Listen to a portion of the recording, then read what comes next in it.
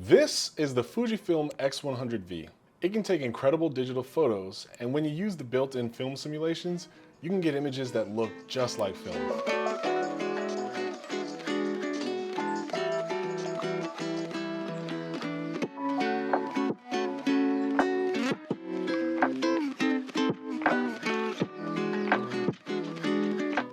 But there's a problem that I noticed. With digital cameras, even when you use the film simulations, you only really get colors that look like film. Even if you try to use the built-in grain settings, you'll get half a step closer, but your images still won't have that exact film grain and soft appeal to it like the images that were produced on film have. Right now, the Fujifilm X100v has the ability to do film simulations, which to me means the camera can replicate the colors really well, and then you can add film grain, but there's still a couple of details that I feel like make the X100v not necessarily 100% capable of replicating film, and that really does have to do with the softness or the feel of the image. You don't get that right out of the box with the X100v. So if you bought your X100v to combat high film prices, or you just wanted to shoot digital and produce images in camera that look just like film, then I have the perfect setup for you. I recently added a diffusion filter to my X100v, and specifically the one that I use is the Cinebloom 20% filter with a 49mm thread. A diffusion filter can exponentially soften and distribute light sources on your image depending on their intensity. In layman's terms, it basically takes incoming light, softens it, and spreads it out. The more intense the light source, the more the spread. I'm gonna take this camera to Palo Alto, California. There's a nice little flower garden that I know about that I'm gonna go shoot some flowers because I feel like if I'm trying to advertise film quality settings, I want you guys to see something both colorful and soft.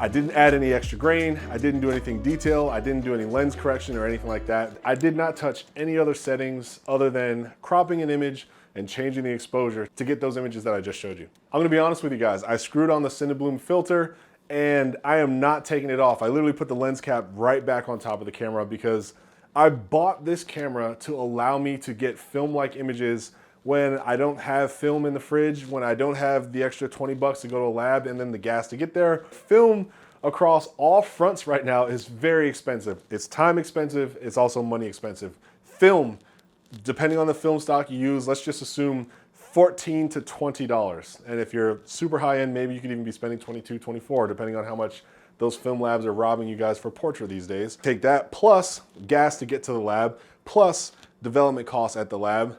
All of that together means one roll of film could cost you anywhere between, I don't know, $40 and $50. Imagine $50 per roll to go from acquire roll and receiving images.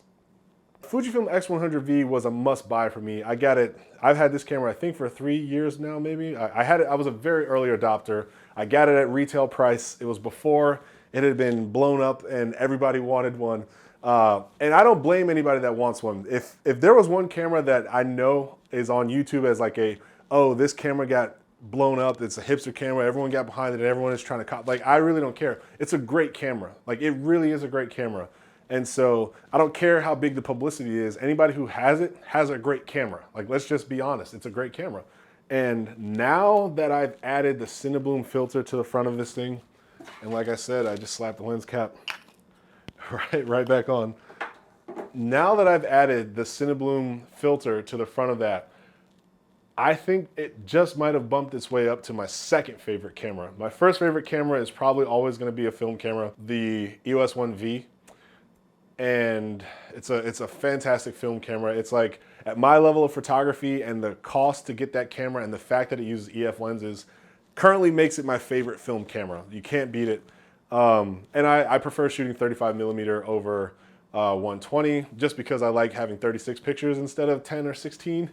But the Fujifilm X100v has now solidly secured itself as my second favorite camera. I can't explain to you guys how much I appreciate the X100v plus the filter. If you guys want to shoot film and you're just doing it all in body right now, you're not getting all the way. There's extra meat on the bone. If you slap that filter on front of the camera and you go out and shoot, you're gonna see the difference. And I will say this, I'll be honest.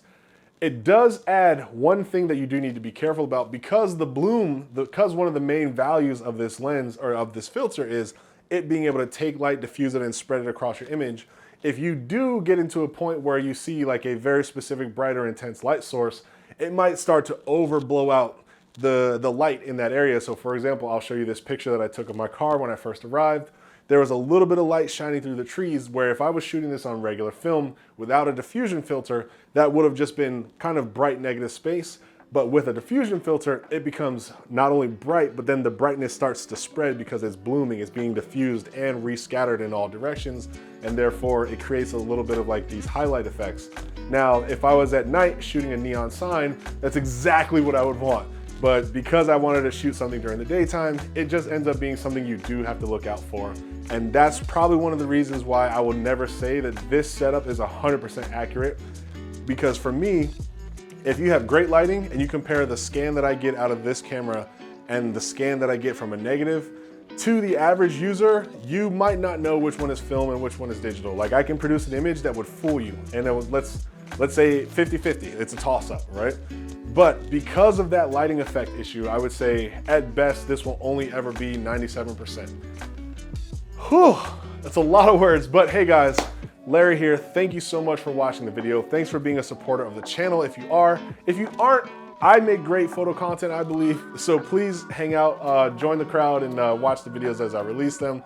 We just hit YouTube monetization, so after 3 years of doing this for free, I guess the ads that you would have been watching already, now they'll throw me a nickel every now and then, so that's pretty cool. It'll help me combat the film prices. I'm gonna leave it at that. I love you guys. Thanks for being part of the channel. Thanks for being part of the journey. I'm Larry, this is PhotoMeLarry, and I will see you in the next episode. And as always, 2 fingers up means peace.